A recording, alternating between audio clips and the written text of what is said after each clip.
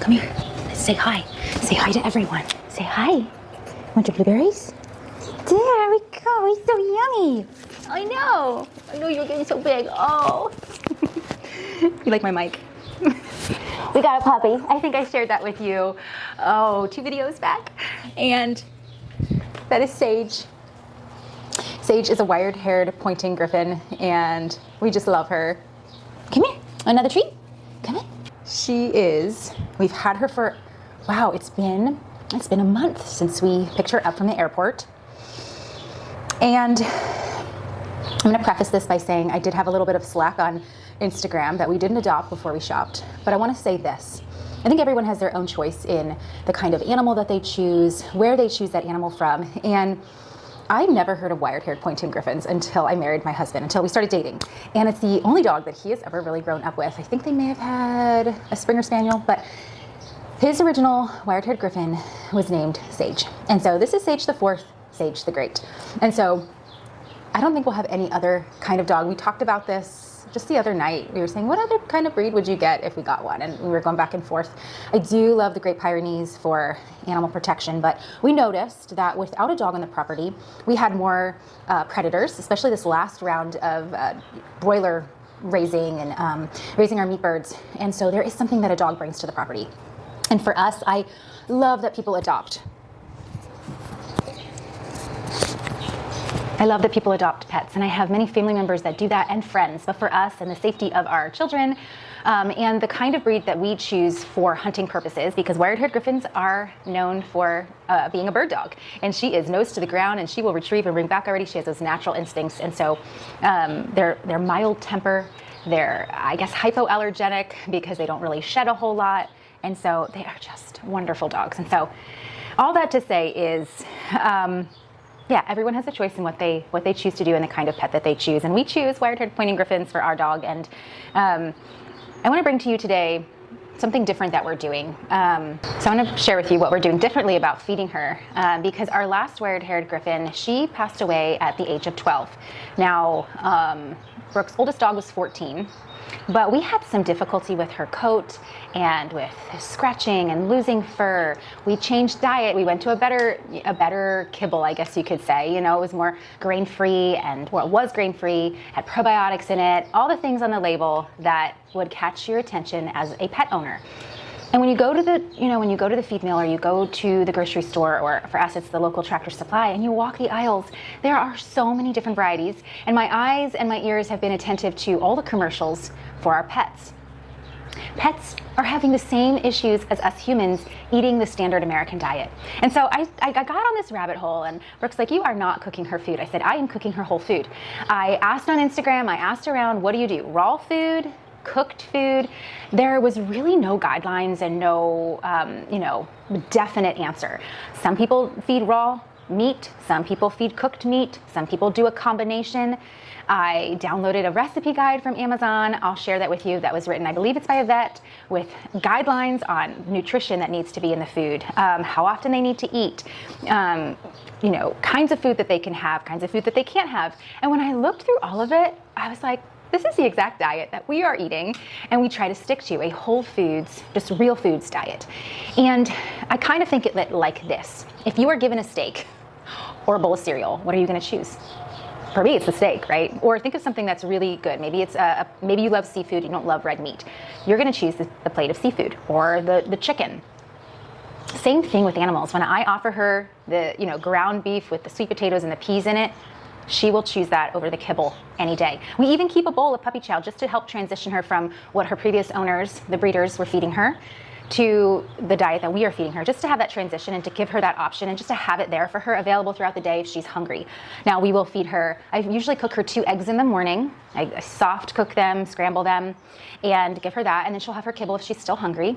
And then in the afternoon at lunchtime and in the evening, she will either get what I'm gonna cook here, and I'm gonna take you along with me, and while I'm talking, I'm gonna start chopping. So I'm chopping some sweet potatoes from our garden, just into small pieces, and I'm gonna get them cooking. But she'll either get that or she'll get what we're eating. And so last night's dinner was like a Greek style meatball with turmeric, and turmeric's really great for their health. Turmeric and feta cheese and herbs. And so she had the exact same thing that we ate. The night before, I made hamburger barbecue with onions and, Worcestershire sauce and some spices, and she ate that. So she'll eat sometimes exactly what we eat. And other than that, we'll take a bag out of the freezer and give her a small portion. If she's still hungry, because I'm still navigating, so I'm still learning, I'm not an expert. I'm not saying you need to do this. I'm just here sharing our experience and the health issues that we had with our last dog, feeding her the standard dog food and then switching to a healthier dog food, and still having issues, and then having issues up until she passed. And so I just feel like in my heart, I want to do something different, because it's really, this is the same thing I would do for my children. I think we've just been all programmed to believe that we go to the grocery store and what is on the shelf is healthy, and we have to do some digging for ourselves and for our animals too. So all that to be said is, let's start cooking this up. I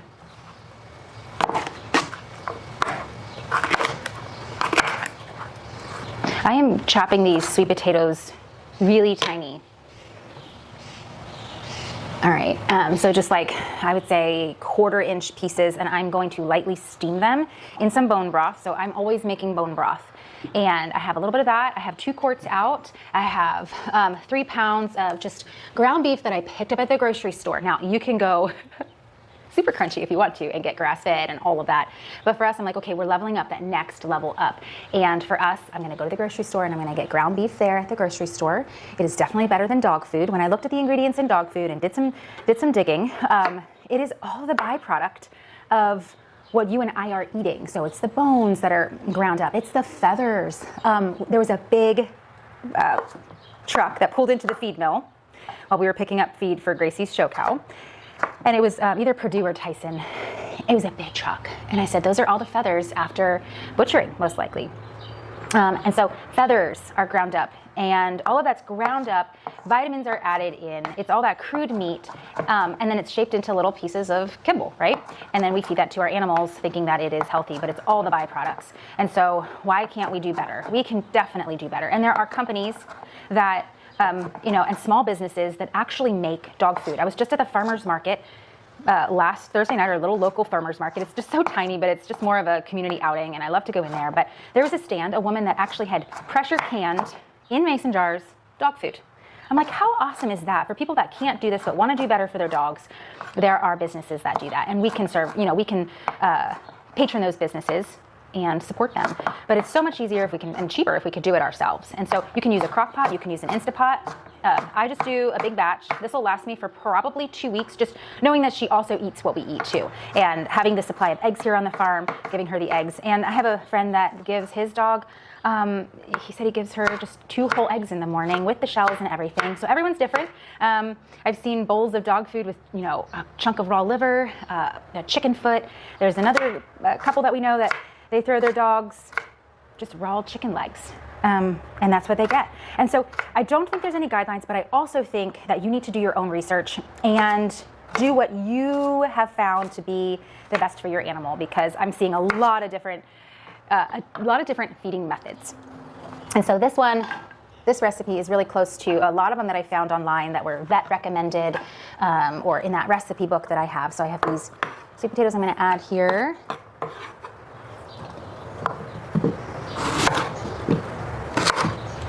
And because she is a puppy, I do want to make sure she gets some carbohydrates. But when you think about canines in the wild, they're very carnivorous, and that's what they eat. They eat meat. They eat liver. And a lot of times I will also add in, I'll drizzle some olive oil over this, or I'll put a piece of mackerel. I get the canned mackerel in olive oil, put a piece of that on for some good healthy fats, or I'll drizzle some cod liver oil over it.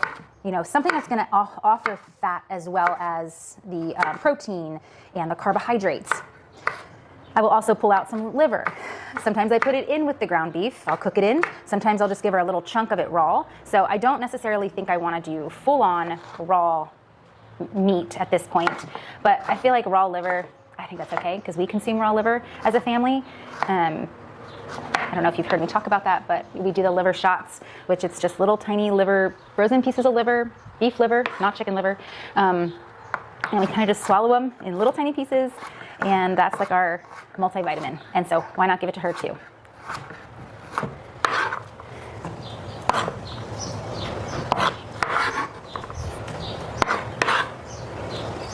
Okay, I'm gonna get this started.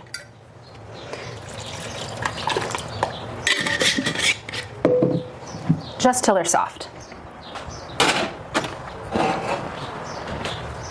And while that's going, oh, I forgot this sweet potato. Oh, my word. Okay, let me chop this quick.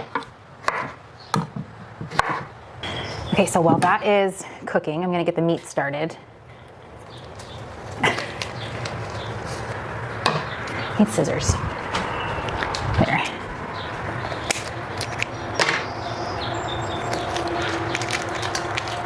And again, you can absolutely go to a butcher and get grass-fed or, you know, even grain-fed right from a butcher. Price check things. It's definitely a little bit more expensive to feed your dog whole food, but I feel like you can, it can be budget-friendly if you make it that way. So that's what we're trying to do. Just feed her better than a big bag of kibble.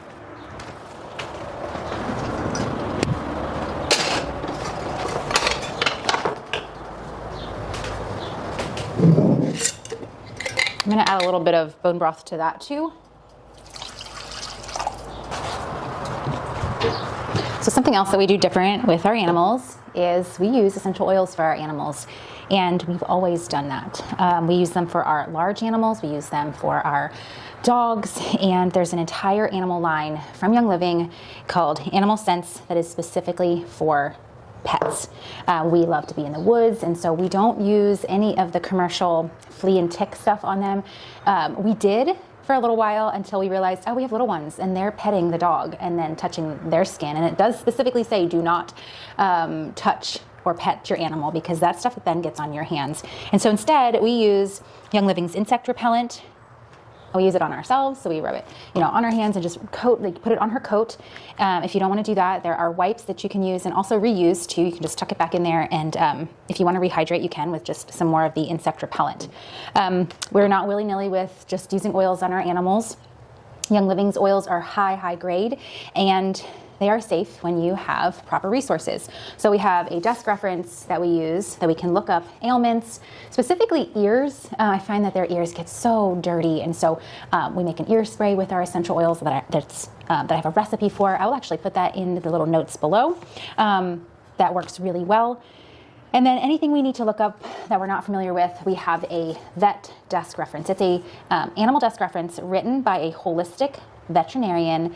We love this book. As you can see, there's like page markers in it for the things that we use the most. And so just, I think adding the homemade dog food, going a little bit more holistic with our animals, hoping to extend their life, or not extend their life, because Sage did leave. She lived till she was 12 and she lived a really good life, but making sure that it's one where they're thriving and they're healthy and they're happy and they're not scratching all the time and in discomfort, and we don't know what to do, even with, you know, vet recommendations. And it's the same with us. You know, it's usually a steroid or a cream or something, but it never really gets to the root issue. And when we think about it, the root issue is having a healthy microbiome, healthy gut.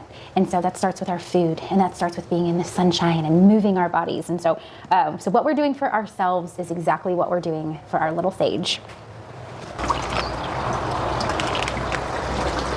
Okay, this meat is all cooked, the sweet potatoes are cooked, and because I cooked everything in bone broth, I'm not even gonna strain this off. What I'm gonna do is I have some zucchini from last summer. I'm gonna put this in with the meat. Sometimes I do peas. I tend to stay away from rice because I already have the fiber and the carbohydrates from the sweet potato, and I just kind of want to go grain-free. I don't want to have any grains. If need be, I know I can use rice, but we don't even eat rice, so I'm just going to stay away from it. I'm going to let this finish thawing in the meat, put the lid on it, and then I'm going to add the sweet potatoes in. I don't even think I'm going to add the rest of that bone broth because it's pretty moist, and I don't want it to be like soupy when she eats it. I want it to be somewhat chunky so that she can actually chew it and use her jaws, but then also, you know, moist enough so that it's not obviously so dry.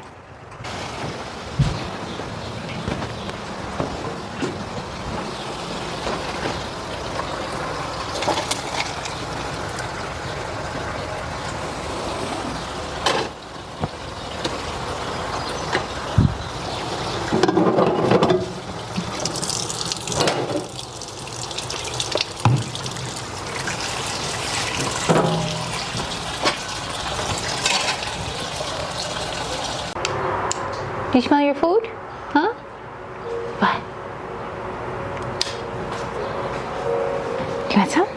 Do you want some? Huh? Do you want some? Do you want some?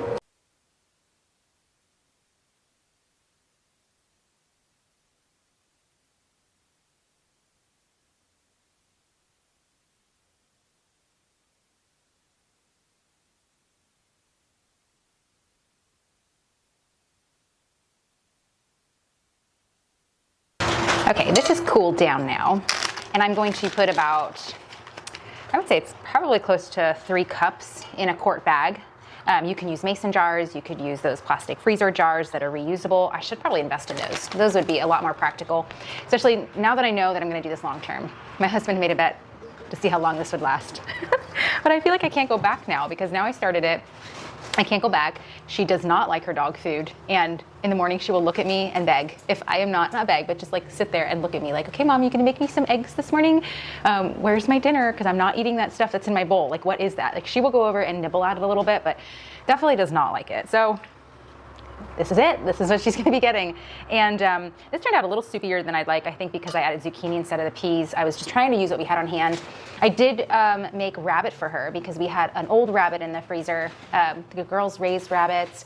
We were on a rabbit kick. We really liked it. And then, I don't know, I cleaned out the freezer and I found one. So I'm not sure if we have any extra rabbits. Do you know if we have any other rabbits in the freezer? She really liked the rabbit. We're trying not to feed her chicken just because she is a bird dog. We don't really want her to get that taste for bird, but she really does like chicken when we've given her like little pieces.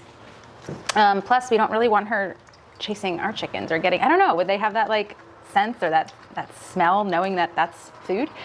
She does chase our chickens, but they will chase her right back. There's one that teases her and she chases it and it just chases her back, and it is the funniest thing. Like, I swear that they are like communicating to each other like in Disney movies. Now I know that's not true, but it just makes me wonder. It makes me chuckle.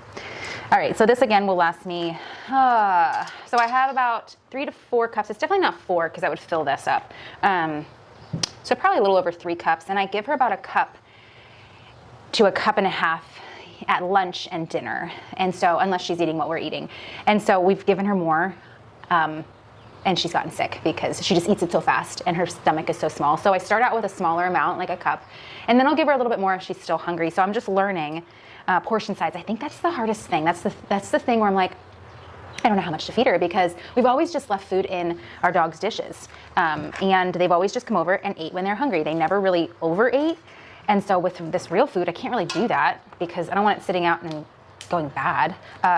So learning portion size, making sure her nutrition is right, making sure we have fats and carbohydrates and all the things. But I had to tell myself, don't overthink it. Don't overthink it. So I'm going to tell you, don't overthink it. There are so many different methods and so many ways that people feed their dogs real food. And I think you have to do what's best for you. So get a good recipe book. I'll link the one below. I'll put what I did here. I'll kind of put that recipe or method down below as well. And all the oils that we use and the insect repellent and the things that we're doing differently with this sage. So I hope this helped. If it did help, if it helped just like calm any of those like questions or fears that you might have, please comment. If you do feed your animal real food, please comment. Tell us what you do. I want to know. I'm trying to gather as much information from this new way of caring for our pets, because I don't know, pet food is an industry just like junk food on the shelf and store in the big food, big pharma, big, all of that, and big agriculture. And our pets are part of that. And so I want to take them out of the system as well, if that makes sense to you. So if you do feed your animals real food, yeah, share all the resources below so we can all like learn from each other. And if you are questioning the same thing that I was questioning, I would say just go for it and don't second guess yourself. I feel like it's the same thing. Like, they can eat a lot of the same things that we eat. I limit bread. I don't give her bread unless it's maybe my sourdough bread, like a piece of it. I really don't do white potatoes, just the sweet potatoes. I don't do rice or grains. So it's just like meat and veggies. So she's definitely carnivore. And she does love mackerel. She loves, fish as well. So you'll find out what your pet's like. I feel like it's just like having a toddler again. And I remember making my girls all the different kinds of baby foods. And then I was like, well, why don't they just see what we do? And, we just transitioned to that. And yeah, anyway, I'm rambling. If you found this valuable, please like, follow, subscribe, all the things, share this, and please offer some of your advice below. I'd love to learn from you guys. All right, bye.